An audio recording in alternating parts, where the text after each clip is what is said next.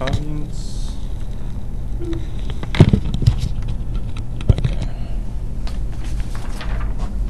Hello again, fellow students. I'm here today to speak to you about the metric system.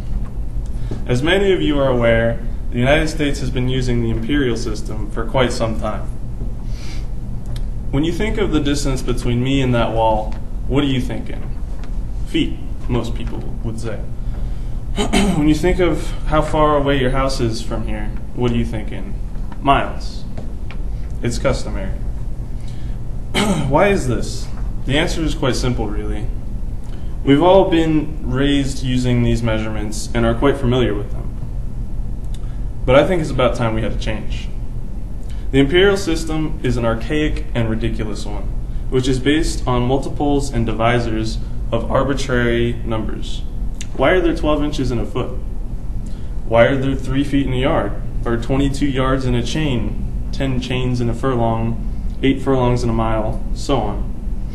All of these conversions are based on standards which are so old, their origins are absurd by comparison. In the next few minutes, I will briefly explain why the international system of units is a much more practical and intuitive choice for our everyday measuring needs because of its ease of use, universal acceptance, and overall consistency. Who here can tell me off the top of your head what is 3 times 22 times 10 times 8? Probably not anyone without at least thinking about it for a bit.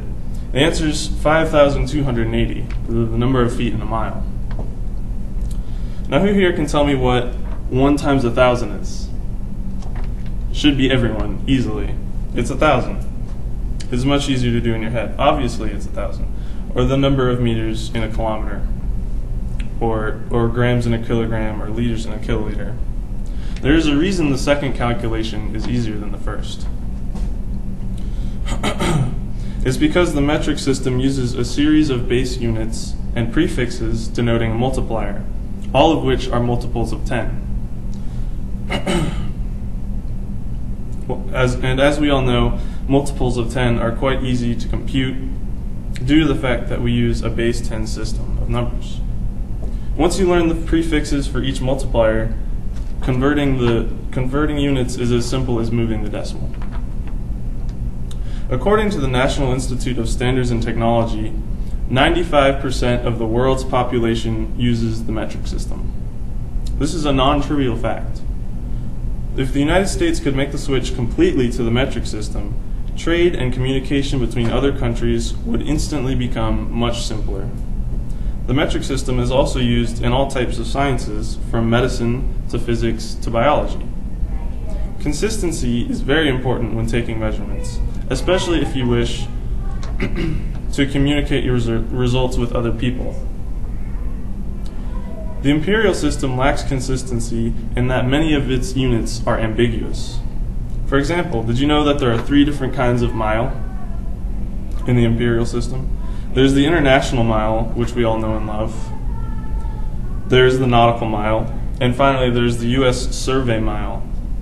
There are also 3 types of gallon: the imperial gallon, the U.S. liquid gallon, and the U.S. dry gallon. The metric system has standardized each type of measure so that there is only one kind of meter, gram, liter, and so on. In conclusion, I submit that the metric system should be implemented throughout the United States as a mandatory learning requirement in schools, so that we may someday wean ourselves off of the outdated mess that is the imperial system. Its ease of use will allow us to focus on the real problems rather than trying to remember how many feet are in a mile. It may not come quickly or quietly, but the advantages of having a population which is accustomed to a system that is understood around the world are innumerable. Yay! Do it again.